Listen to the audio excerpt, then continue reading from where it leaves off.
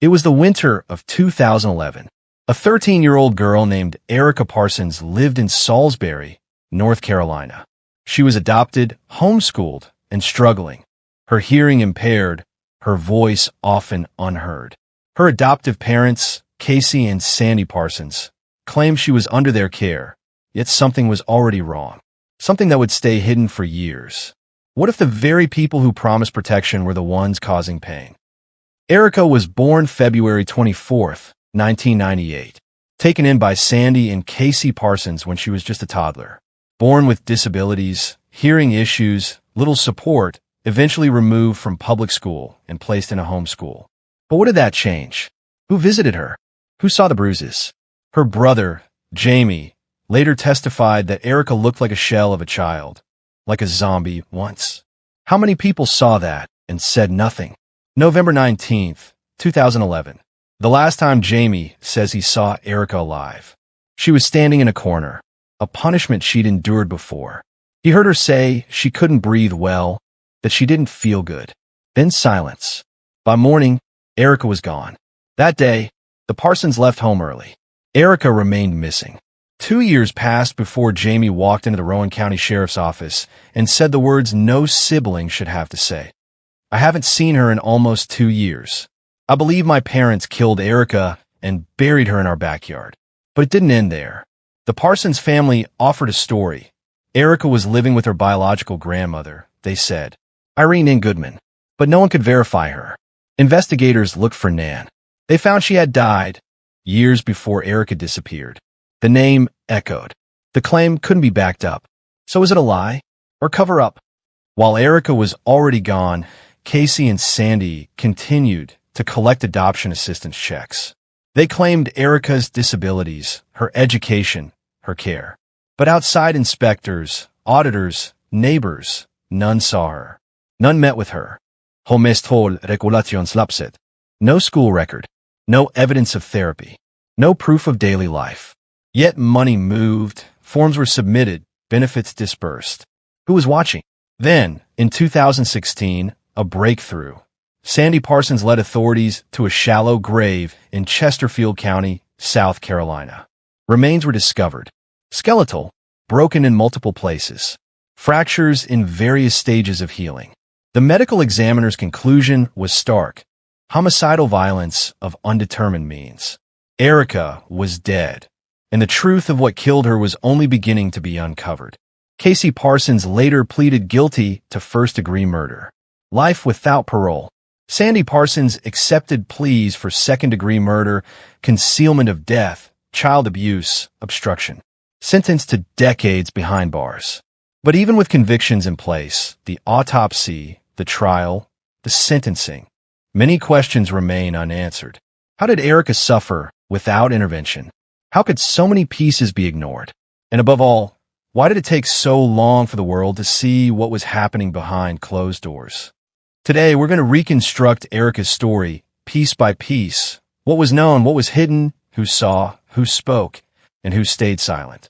We'll examine official records, witness testimony, details of abuse, the money trail, and the turning points no one expected.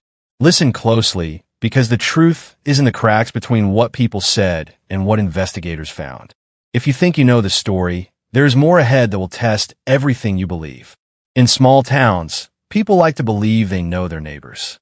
They wave at each other on porches, nod at the grocery store, exchange polite words in parking lots. But sometimes, the most disturbing secrets are the ones hidden in plain sight, behind doors that seem ordinary, in families that appear unremarkable. That was the world of Erica Lynn Parsons, a young girl whose absence would expose a nightmare nobody wanted to imagine. Erica was born on February 24th, 1998. She didn't start life with the easiest hand. She was born with hearing loss, struggled with speech, and lived in a fractured family.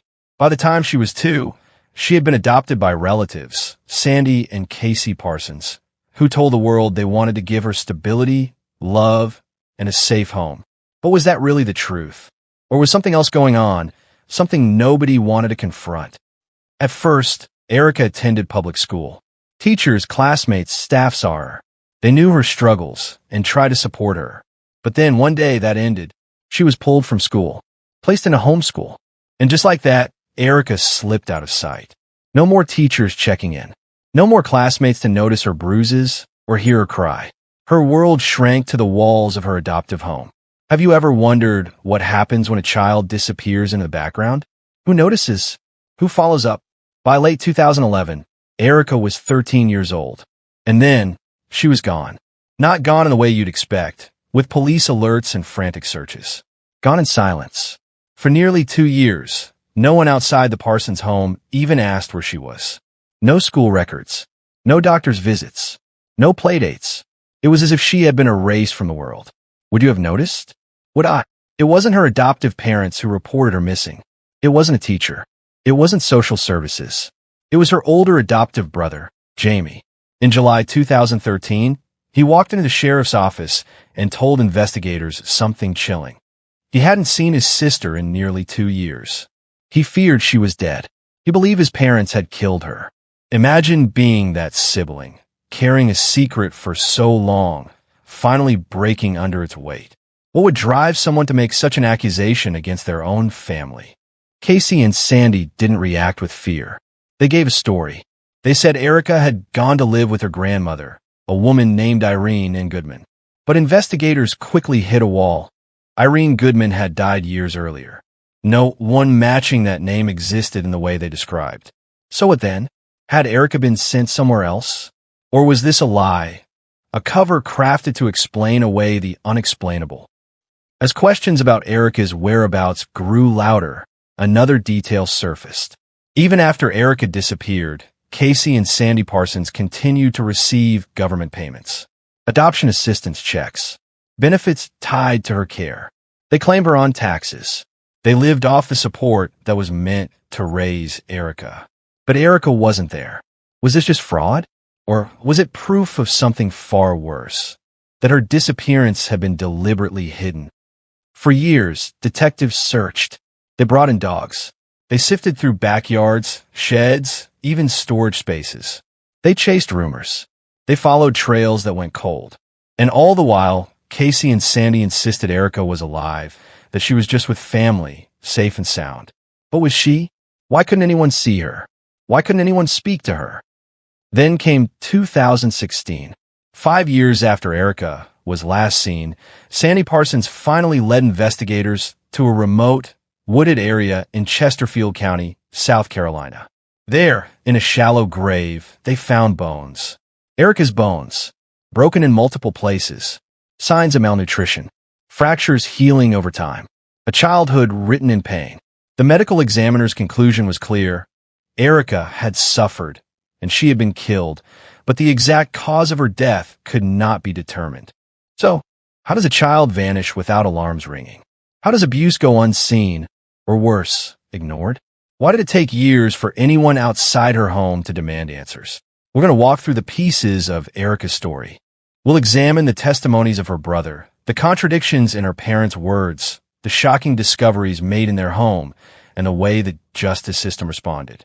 And as we uncover each mystery, ask yourself, what would you have done if you had been there? Would you have noticed the silence where a child's laughter should have been? Erica Lynn Parsons was born on February 24th, 1998, to Carolyn Parsons and Billy Dean Goodman. From the start, her life was marked by vulnerability. She was born with hearing loss. She struggled with speech. Her biological mother, Carolyn, already caring for several children, worried she could not give Erica everything she needed. She loved her, but knew she could not afford the supports Erica required. So in 2000, she made a heartbreaking decision to allow Erica to be adopted by relatives Sandy and Casey Parsons. She believed they could give her a better life. Many believed it too, but belief would soon turn to questions no parent should ever face. Early on, Erica was placed in public school. Teachers noticed her hearing issues, speech barriers, but the resources, the therapies, the consistent oversight that many children with such needs rely on, those supports would slowly disappear. According to advocacy and reporting, Casey Parsons pulled Erica out of public school and homeschooled her under a Christian homeschool label. On paper, this would allow flexibility. In reality, what followed was neglect, isolation, and cruelty. The world outside her home lost track of her. The protection schools provide, seeing bruises, hearing cries, talking to children, those windows shut. Her adoptive brother, Jamie Parsons, would later describe painful, haunting memories. He said Erica was punished often, forced to stand in corners for hours. He said he saw bruises, saw marks on her arms and her back. Sometimes she was locked in a closet, alone for hours at a time. It was there, in that cramped silence, where some of the worst abuse took place. When she could not control her bodily functions, there was no mercy. Jamie says she was beaten. She relieved herself in that closet. And when she was discovered, instead of care, there was anger. Casey Parsons, the adoptive mother, allegedly used a belt buckle to inflict pain. Fingers bent back, so far they broke. But doctors were never called. The medical care Erica's injuries clearly begged for remained denied. A homemade cast, perhaps, but no hospital visits. No record of healing under professional supervision. And the fear, the constant punishment, grew into something no child should endure. Hunger, the sharp edge of neglect. Jamie said Erica often received almost no food. At times the only thing she ate was dog food. When she tried to sneak a morsel from trash cans from what she could find, she did so knowing the cost. To try and feed your own body, to fight for basic survival. This is every person's instinct. Erica did it quietly, hoping not to be caught, hoping somehow she could stay alive one more day. And for months, for years, this was her life. On what is believed to be Erica's last night, there were signs. She looked pale. She smelled. Jamie and other children said her parents rarely let her bathe. She complained she couldn't breathe. She said she did not feel good. The color in her cheeks was gone. But when she spoke up, when she tried to reach out, all she got was silence or shutdowns. "Shut the fuck up," Casey told her, according to Jamie. The next morning, Erica was gone. Meanwhile, while Erica's voice faded, life carried on in other ways. Casey and Sandy Parsons continued to receive adoption assistance checks, benefits for Erica's supposed care. They claimed her on taxes, despite the fact that, according to investigators, there was no evidence she was being schooled, no proof of medical treatment, no trace of her daily life outside the abuse. Every check cashed, every form filled, every claim made, part of a painful betrayal, not just of a child, but of a system letting a child fall through the cracks. Her biological family, her mother, her siblings, were kept in the dark. Carolyn Parsons last saw Erica in early 2011. She thought Erica was safe, believed the adopted parents were caring, loved. But years later, she would learn the truth. That the adoptive parents had told stories. Erica was with her biological grandmother, Nan Goodman. But inquiries revealed that Nan had died years before, that nobody matching the description lived in the locations described. The lies built, piece by piece, around Erica's disappearance, around the hiding of her life and death. When Jamie finally reported Erica missing in July 2013, 2 years after she said she last saw her sister, detectives began to pull at threads. Local sheriff's office, FBI involvement, public interest. The story seemed like it couldn't be real. And yet, the truth kept emerging in testimony. Broken bones in various stages of healing. Fractured ribs, nose, jaw, back, malnourishment. Evidence that Erica had been suffering long before anyone outside her home understood. A neglected child, a silenced one. As you hear these details, think, what if this had been someone you knew? A cousin, neighbor, classmate? What if this had happened next door, behind walls you look at every morning? Erica was only 12 to 13 when everything ended. A child's world should be soft at the edges, full of possibility. Instead, hers shrank to pain, to neglect, to hiding. We uncover exactly how the investigation found its way through the darkness. But don't look away, because the lessons Erica's case holds are for all of us. For years, Casey and Sandy Parsons had spun a web of lies. Lies that shielded them from suspicion. Lies that deflected questions from friends, neighbors, and even authorities. They had claimed Erica was with relatives. They had smiled at church, waved to neighbors, and insisted everything was fine. But lies, no matter how carefully crafted, always leave cracks. And by 2013, those cracks had grown too wide to ignore. When Erica's older brother, James Parsons, made that desperate call to police, revealing that his sister had been missing for 2 years, the entire illusion collapsed. Investigators launched a search, demanding answers from Casey and Sandy. Yet, instead of sorrow or concern, the couple gave shifting stories. First, they said Erica was with her grandmother. Then they insisted she was with distant relatives in Asheville. The lies piled up, and each one only deepened suspicion. And here's the question I want to ask you, the viewer. If your child were missing, wouldn't you be the first to call for help? Wouldn't you be pounding on doors, searching the streets, begging the media to spread her photo? But Erica's adoptive parents did none of that. Instead, they carried on as if she had simply vanished from their lives, like she had never mattered. Behind those lies, though, was a truth so unbearable that even seasoned detectives would later admit they lost sleep over it. As witnesses began to speak, a chilling portrait emerged of what Erica endured behind closed doors. She wasn't just neglected. She was systematically broken down, beaten, starved, humiliated, forced to eat dog food, denied basic dignity, treated not like a child, but like an unwanted burden. Can you imagine the isolation Erica must have felt? A little girl, removed from her biological mother, promised a new life filled with love and family, only to find herself trapped in what would later be described as a house of horrors. It wasn't just neighbors and teachers who were blind to her suffering. Even relatives, those who occasionally saw Erica, later testified to the bruises, the frail frame, the way she seemed terrified to speak up. Yet no one intervened soon enough. And here's where the controversy begins. How could so many people miss the signs? How could a child vanish for over 2 years before authorities even knew she was gone? Some say it was a failure of the system. Others argue it was sheer manipulation by Casey and Sandy, masters of deception who knew exactly how to exploit the cracks in social services. The investigation intensified. Detectives pressed the Parsons harder. Casey sobbed, insisting Erica was fine. Sandy avoided eye contact. But slowly, inconsistencies surfaced. Phone records didn't line up. Relatives in Asheville had never seen Erica. Every lead investigators chased only came back to the same chilling possibility. Erica hadn't run away. She hadn't been given to another family. She was gone, dead.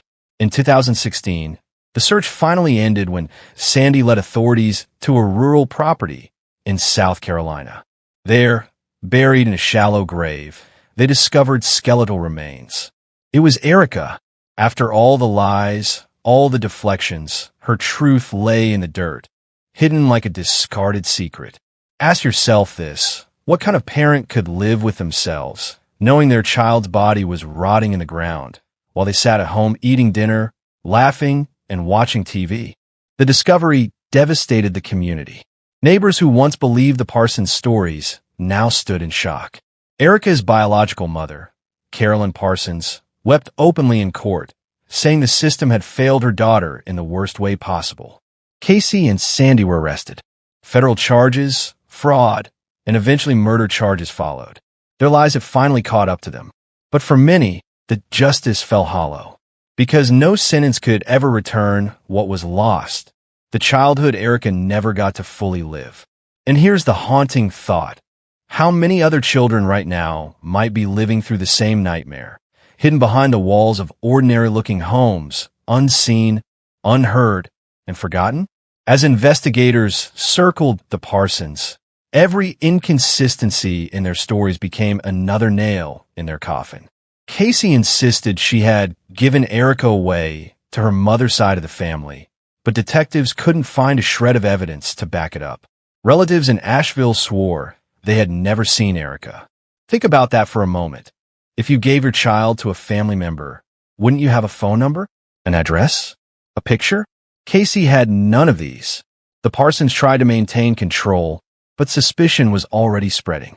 Detectives dug into their finances, their movements, their calls.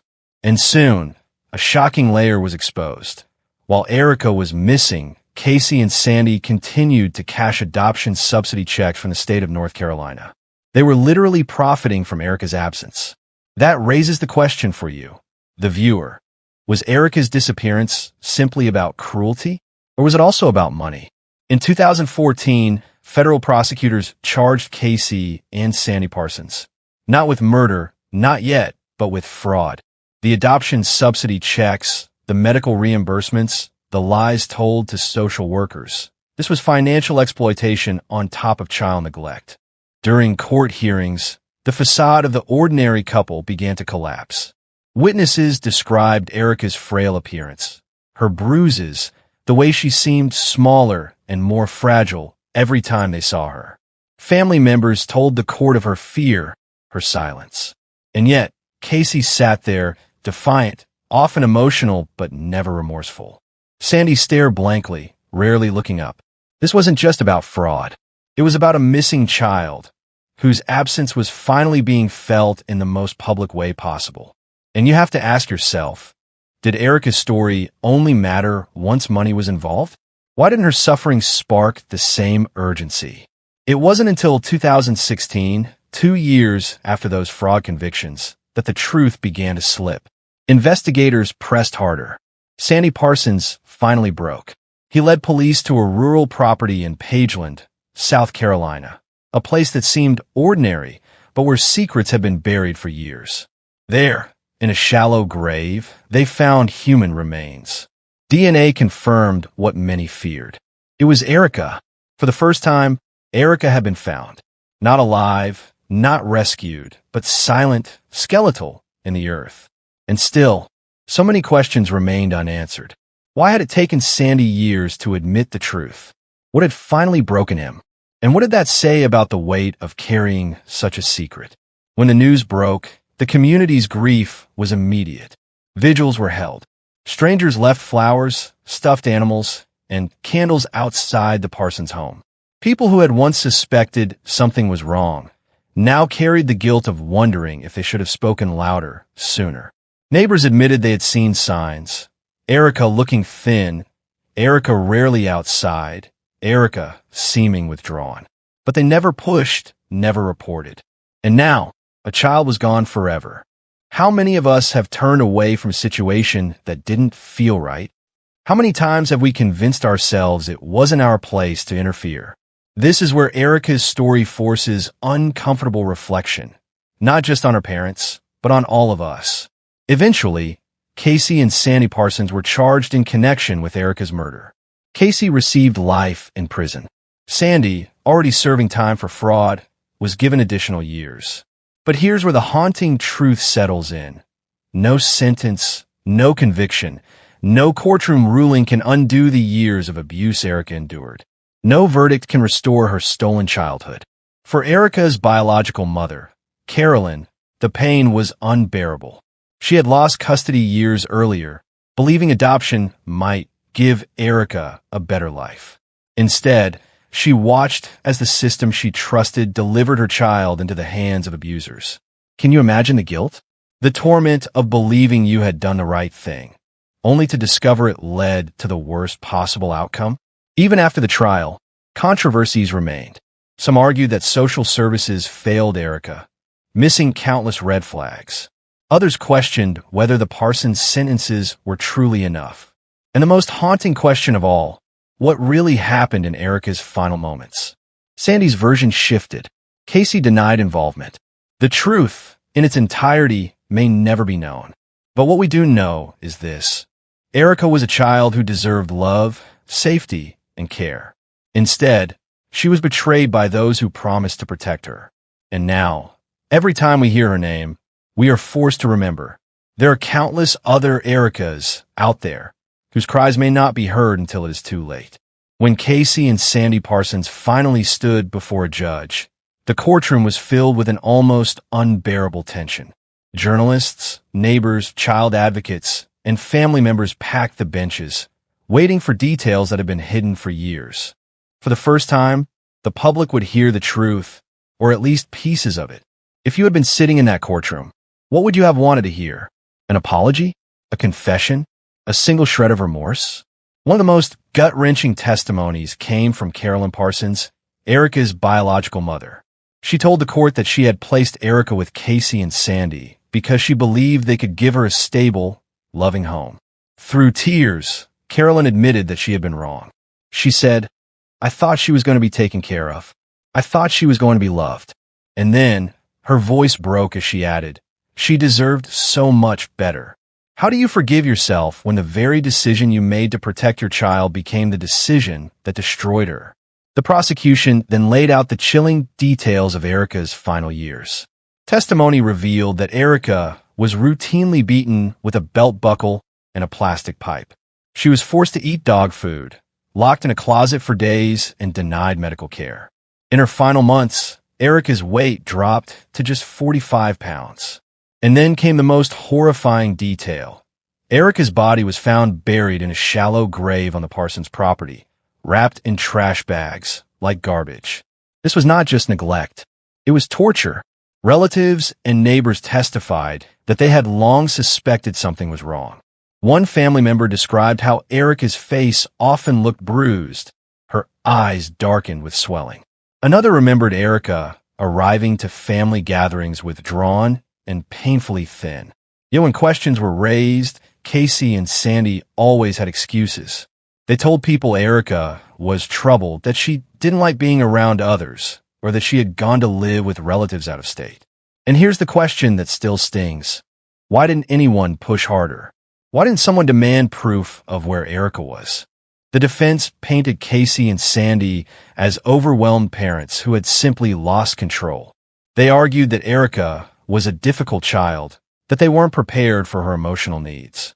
But the jury wasn't buying it, because at the heart of it all, this wasn't about a child who was difficult to raise. It was about adults who chose cruelty over care, lies over truth, and silence over saving a life. Even with the testimony, even with the evidence, questions remained. Why did it take Sandy Parsons so long to reveal where Erica's body was? Did Casey play a larger role in Erica's death than she admitted? Were there others who knew, who suspected, but stayed quiet? And a question that might haunt you most: what were Erica's final thoughts in those last hours of her life? Did she believe someone would come for her? Did she know that help would never arrive? In the end, the jury found both Casey and Sandy Parsons guilty on multiple charges, including murder and abuse. Casey was sentenced to life in prison without parole. Sandy received a similar fate. But for many, the verdict wasn't enough. Justice on paper could never restore the life Erica was denied. And that leaves us with a painful truth. Courts can deliver sentences, but they cannot deliver closure. In the years since the trial, Erica's case has been used in training programs for social workers, cited in adoption oversight reforms, and discussed in conferences about child safety. But here's the haunting reality. For every Erica Parsons, there may be countless other children suffering in silence, hidden in plain sight. So I'll ask you, if you suspected a child was being hurt, would you have the courage to speak up? Or would you, like so many in Erica's story, stay silent and hope someone else would act? Because silence can be deadly. Erica Lynn Parsons was born on February 24th, 1998. She entered this world like every child, with possibility, with innocence, with the hope of a future that could have been bright. But the world didn't give Erica what she deserved. Instead, her life became a silent struggle, hidden from view until it was too late. Think about this. While other children her age were learning to ride bikes, going to sleepovers, and dreaming about who they wanted to become, Erica was locked in a closet, hungry, afraid, and alone. And that truth forces us to ask, how many more Ericas are out there right now? The justice system handed down life sentences. The adoption subsidy loopholes were scrutinized. Social services vowed to do better. But do verdicts and promises really heal the wound? For Carolyn Parsons, the mother who believed she was giving her daughter a better life, there will never be healing. Only the endless echo of what if.